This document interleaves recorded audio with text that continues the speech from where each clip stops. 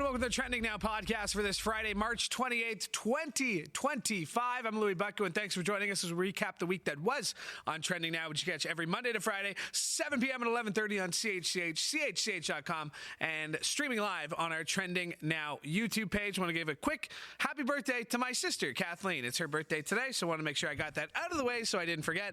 But other than that, lots to get to on today's show, and I'm very pleased to be joined by the producer and host of Trending Now, Manesa Dhanabalan. Great to see you, Manesa. Great to see you, and happy birthday to your sister. I know, right? It's been a couple of weeks since we've been doing this. Great to be back here. Great to recap everything that's happened. And guess what? Just when you thought we were done with the provincial election and the U.S. election. This is a little too fast. We have a Canadian federal election to talk about here. And where do you want to start, Manesa? I mean, we knew this was coming. We knew this was coming, right? I thought it would actually come a little bit more faster, to be honest. I honestly thought it was going to be like that, to be honest, right after the leadership race. Yeah. So, but they are saying that this was like the fastest, I guess, in history. Yeah. So, thought it would be faster than that. I mean, we kind of knew once Trudeau was going to step down, there was some sort of talk that maybe Jagmeet Singh would keep the government in power. But it seems like Mark Carney is reading the tea leaves and says, wow, we got rid of Justin Trudeau. The party has never been more popular. Let's roll the dice and let's try to do this, because the polling is suggesting that we could be looking towards another Liberal majority going into this election. I think it's crazy because considering how things were before Trudeau stepped down, it almost it looked like they didn't even stand a chance. And then now here we are, and things are just kind of moving in that direction again, and it's damn. Some of the polling, when you look and you see the lines that they literally cross, right? As the blue drops and the red, it goes up. Meanwhile, the NDP, Jagmeet Singh, and we're getting into this with Tessa Bennett in a little bit, because I know she's been on this story and we got a lot to get to with you. But it is interesting to run another campaign, and it is a month today, actually, as I look down and say that it is March 28th today. Canadians will head to the polls on April 28th. So we are exactly a month away, which means we got 4 more shows to talk about this election. Lots to talk about. Lots to talk about. Coming for days. Sure. So let's move on. I wanted to get to this story. This is the big story today. Powerful earthquake has rocked Myanmar and neighboring Thailand, killing at least 150 people, mostly in Myanmar. Some of the images out, and we got behind the plasma here if you're watching us. Some of it, you've been watching the footage all day. Obviously, this job, we see a lot of footage that doesn't make it to air. Just absolute devastation out of Myanmar with this earthquake. Yeah, it's crazy because, we all saw the videos on social media of the building in Thailand that in Bangkok completely it was under construction. Yeah. So the Thai PM has now come and said all the other buildings are all safe to go. Even if the earthquake was stronger, it still would have been able to withstand it. The only reason why those collapsed is because they were in construction. Yeah. So a lot of these buildings are built to code to protect from something like this. Thailand, like California, have very strict building codes because it is well known that this is a place that is prone to very, very serious earthquakes. Yeah. So in Myanmar, it's same thing. Buildings, there was a building that actually collapsed after the earthquake too. It was, I don't know how much longer, but it was in the central region, and they were all just videotaping it, and it wasn't they said it was a high rise, but it didn't look like a high rise that much. It was actually kind of like a regular building, and then it just all of a sudden 150 people killed at least so far. Is there an expectation that number is going to rise? I mean, we're seeing all this footage, so much destruction. Is there a thought that 150 is sort of just the beginning right now? A lot of the officials are saying that there's gonna be more because it's just. It was a really bad. I think the last time an earthquake to this magnitude was in, I believe, the 1950s or 40s. Yeah. So it's a lot, and the aftershocks themselves were also pretty major too. So 6.4 magnitude aftershock. That just seems like is that even? Yeah, I mean, like, is there a level like, of that's what? I mean. Yeah, the original quake was 7.7 magnitude, so the aftershock to be 6.4, a lot, and that was followed a few later in the day too. That's what aftershocks. There are like roads that are the bridge in Myanmar that just power stations, dams, all this stuff. Just roads that just are completely just have like fissures in them, and then buildings that are literally slanted, and it's just. Yeah. And to go through all that, especially the collapsed buildings or anything like that, and to kind of pull people out it's gonna take time. Yeah. Our thoughts are with people in Myanmar. Obviously, 150 people killed at the moment. Could grow and will likely grow. 101 missing from 3 construction sites. That's what you said as well, with the buildings that are under construction. So, thoughts are with people in Myanmar during this time. Wanted to get to something. I'm sorry to laugh before getting to it. The Stephen A. Smith and LeBron James drama. I'm throwing this one on you. About this you one. Did this story, I though. did it yesterday. You did it yesterday.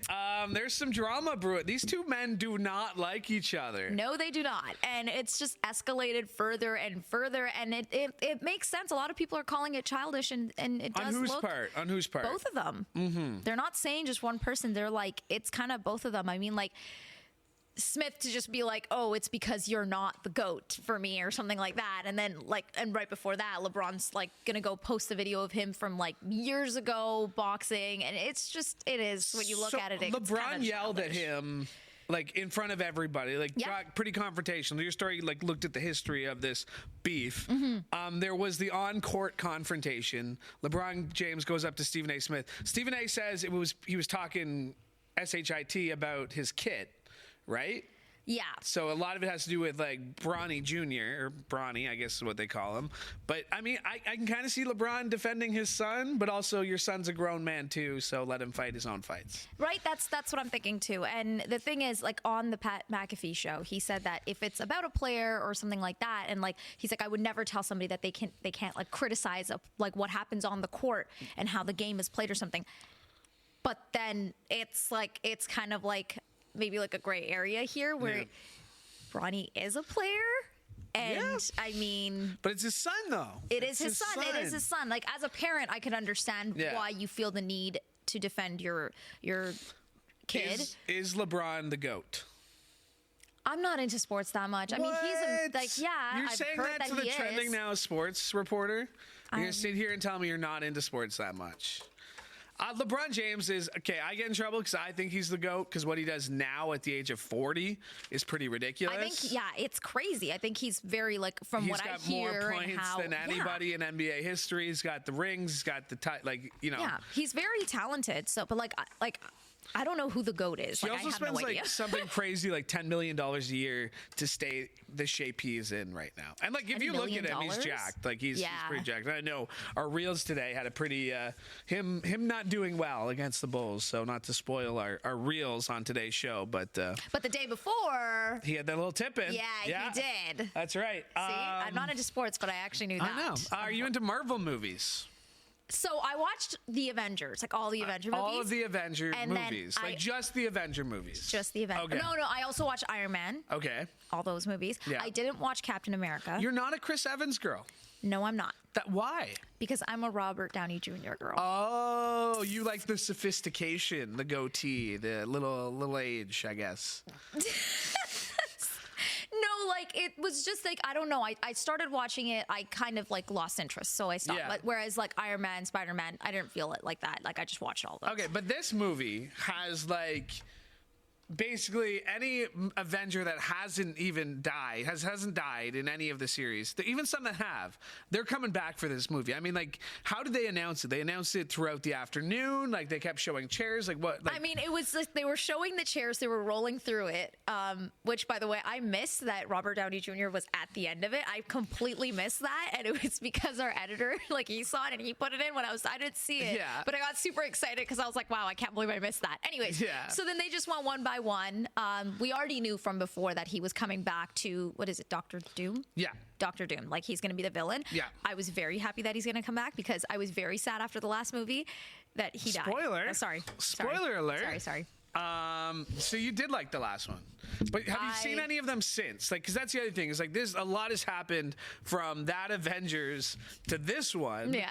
That I mean, will what probably, was it, 2019? Yeah, that'll probably not make a lot of sense to you. Like, do you plan on watching it back or? Yeah. So when the movie comes out, what I do is like a lot of times, like even with Scream and like Fast and Furious and stuff like that, I always go back and watch like the whole movies. Not all of them, but like maybe like one or two, like whichever ones I feel like, and then I come back to it, like in the lead up to it. So there's one thing I can appreciate about Marvel being as big as it is, and I think they're on like something like 50 movies, TV shows, all that stuff, is that no matter every time a new one comes out, there's like this YouTube video that'll come out, like it'll just be some fan, but it'll be cut really well, and it'll say, here's what you need to know going into this movie. Oh, I didn't know that. So it'll be like 20 minutes, and it'll be like, this happened here, this happened here. So it might be a good way to... Okay, I'm going to watch that. Because like usually anytime there's a new Avengers Marvel series, because it's all pretty chronological.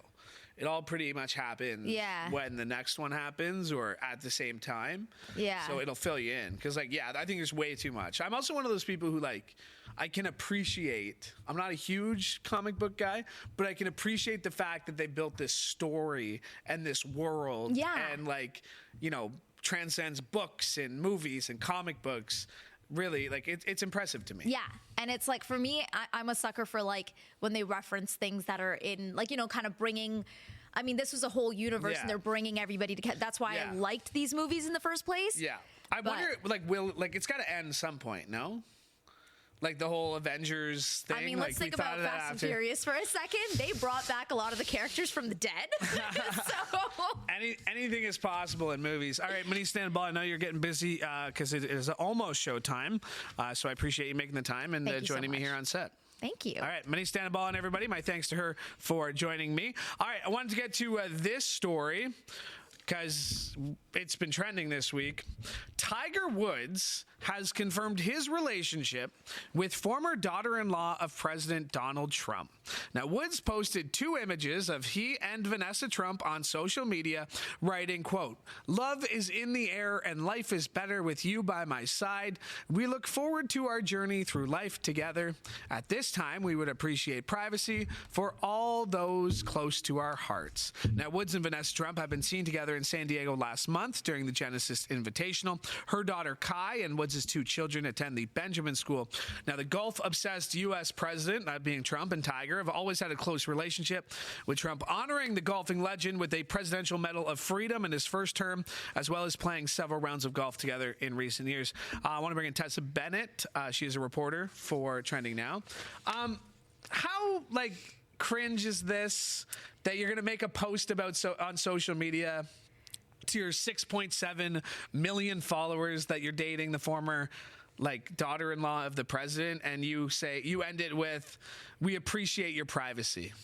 Like, it's a bit odd. If you really appreciated the privacy, you could have just not posted it at all. Yeah. Nobody had any inclination that they were dating. Yeah. I mean, there were hints, like, right? They were sitting around, like, I don't know, like, where reporters keep asking him, like, maybe they just want to be out in public. Like, it's fine, but, like, don't ask for me to appreciate your privacy.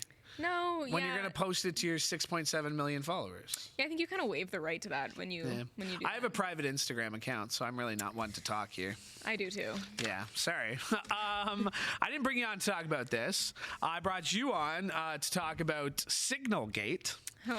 So this story really, I mean, happened Monday. The first I was reading it on my phone, and I was thinking, there's no way this is true, right? This has got to be a joke. Like, Jeffrey Goldberg from The Atlantic comes out and says, "I was added to war plans, thought it was a joke until the bomb started falling." Yeah. What like, take us through this week and trying to follow this story and the different explanations we've been getting. Yeah, well, I mean, I think everybody on Monday had a moment of thinking, like, surely this can't be true.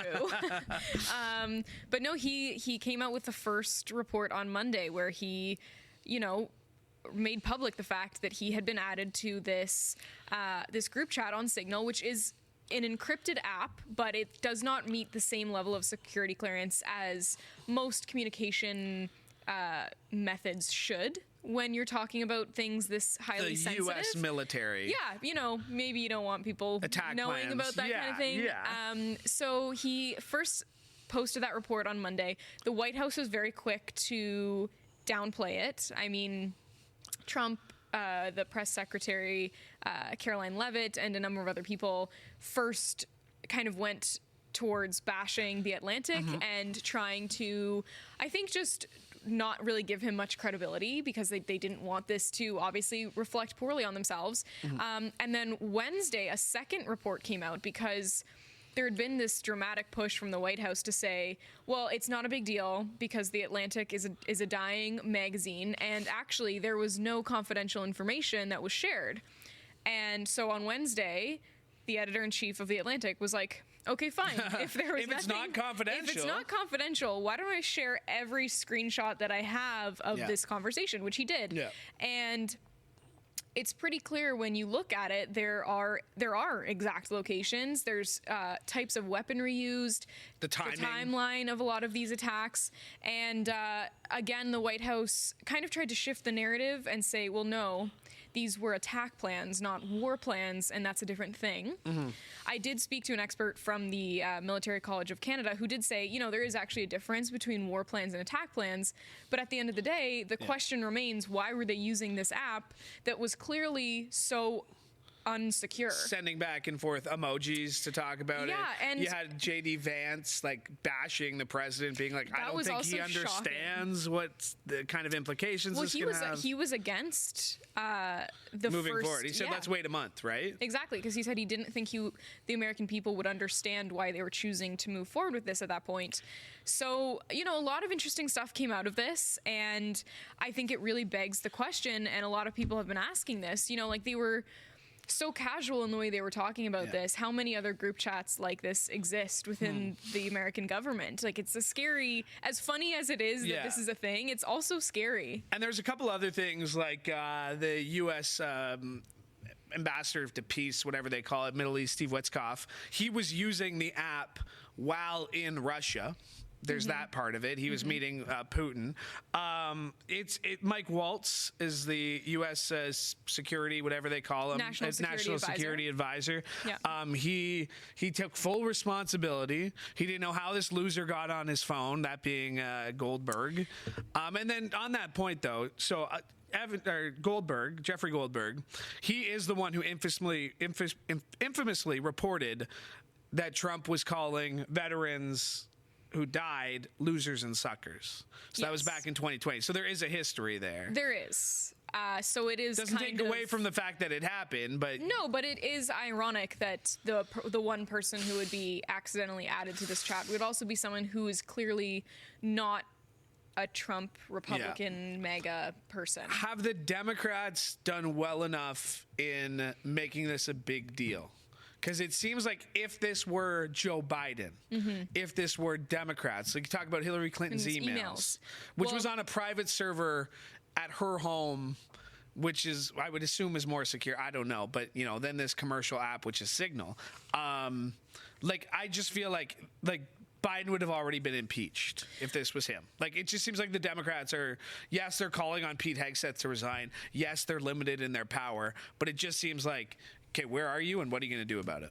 Well, and this is the tricky thing. Chuck Schumer, the House Minority Speaker, was very quick to call for a bipartisan investigation. And so there have been congressional hearings that have taken place since all of this came out that included Tulsi Gabbard and the director of the CIA and a number of other officials.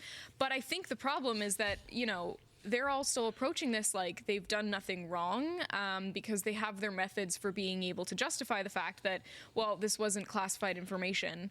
And they've kind of instead just been touting this military operation as such a huge success that it can't really be that bad. Yeah. So despite these congressional hearings and these calls for resignation, it doesn't really look like anyone's going to be losing their job over this. Well, it seems like Trump doesn't want to fire Mike Waltz because that would be what the media wanted. Trump never admits he's wrong, right? That's kind of a defining characteristic of the guy. He's never been wrong in his life.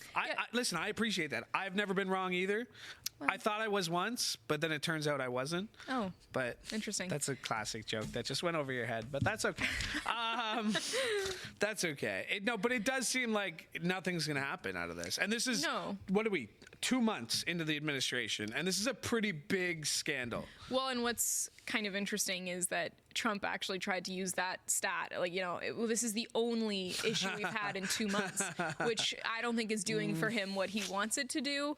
But no, he doesn't want to admit that he made a mistake. He doesn't want to admit that he maybe did not appoint the right person to be the national security advisor. Or the Secretary of Defense.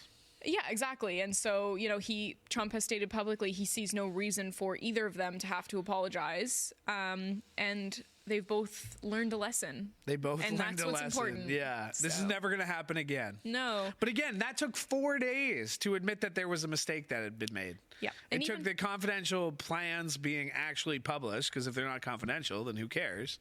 Well, exactly.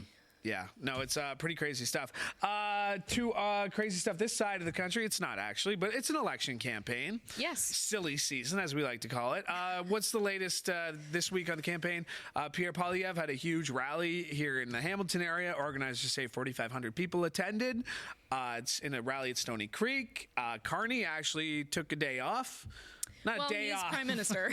Okay, so explain that, because he's prime minister, but he's also running. When is he prime minister? When is he running? Yeah, so it is a little bit challenging, and obviously there's only been 1 week of the campaign so far, so there's still quite a bit yet to be seen. Carney is prime minister when it comes to dealing with anything in Ottawa, whether that's the phone call he had with Trump today. I know he also met with premiers. So he does have to take certain days and set them aside for his duties as prime minister. Anything on the campaign trail he does, any announcements he makes in that capacity, he's leader of the Liberal Party. But the casual observer, like somebody watching the news tonight, we're going to put it up there, and we'll do it correctly. We'll call him Prime Minister Carney when he's doing something prime minister. I'm sure people will accuse us of bias, as they normally do. But the thing is, that's the power of incumbency, though, too, right? And Pierre Poilievre and Jagmeet Singh and the Green Party co-leaders can go out there all they want, but when Prime Minister Carney is speaking about something, it takes on a little bit more. It's different. He's coming at this from a different angle than all of his other opponents are. And I think everyone is trying to work hard. This is a condensed timeline. I believe this is actually the shortest possible campaigning period allowed under Canadian law that Carney has opted for. So, it really is a sprint, not really a race. I think everyone is really just trying to get everything that they can out there. Yeah. 1 month today. The 20, yeah, exactly. Yeah, well, we talked about that with Manesa, and I know that they were thinking of May 5th, but I think that's the day of missing and murdered Indigenous women, right? And I think they were worried about a conflict on that one, but a Saturday election? So what? April 28th is a Monday. It's a Monday? Oh, I'm looking at May. Okay, I'm way too far ahead. I'm sorry. That being said, though, advance polls are on Easter weekend, which could, be a deterrent for some people. Yeah. But... All right. Yeah. How was the rest of your week, though? I mean, because it was a pretty wild week. How do you? And I talk about this all the time on the show. How do you turn off your brain when you go home? Because it's hard to do it with this show. Because you do need to be aware of everything that's going on. You do need to watch the news on top of just what we do here. How do you turn off your brain to get away from news when you're not here and when you're not on the clock? Yeah, I mean, as you said, it is a difficult thing to do because being good at this job means being very plugged in. I do try to turn off notifications for all of my news subscriptions when I get home at night. Yeah. I have gotten really into my book club. So I try to read. Your book club? Mostly I try to read. Mostly, it's hard for me. It's hard for a lot fiction, of us. Just to kind of have a little bit of escapism. Trash TV. Love. Are you a big trash TV person? Any kind of reality TV, from trash TV to like Survivor, you know? Oh, okay. So I'm like 2 episodes behind on Survivor now. They're casting for season 51 right now. Would you give it a go? The jury is still out on whether or not I'm going to throw my name in the ring just to meet Jeff Probst. I mean, I would do it just to meet him. I'm still not over when he stopped saying, come on in, guys. And I know I get it, you know, but come on in, guys. I know. It's just a classic. I know. You got to give it oh, man. I got to catch up. Now you got me thinking Survivor. Maybe that's my weekend plans. What's your weekend plans? Honestly, nothing major. I feel like I've had a few. You're going to Costco. Yeah, okay, yeah, sorry. Let me rephrase. Actually, super major. I'm going to Costco. No, I've had a lot of busy weekends recently, and I'm seeing a few friends, but nothing that's going to take up a huge chunk of my time or energy. Yeah. We're doing a Costco run first thing tomorrow morning. That could take up a lot of time and energy. No, mentally. listen, I have a system. I'm very systematic the way I approach it. I know the layout of the store. Of course, you have to. You get there right for when it opens. But you've never had a Costco hot dog. No. That's incredible to me. That is. Listen, there's a first for everything. $1.50. You get a hot dog. You get a pop. It's $1.50. It's $1.50. Well, why didn't you get a hot dog and a pop? Pizza. Andrew, our manager here on the operational side, he was talking about the pizza being the best. Yeah, I mean the pictures certainly make it look. Don't look at that. Crazy. Don't think too much about hot dog when you're eating, because if you look at it too long, you might be. Well, you're already starting to talk me out of this.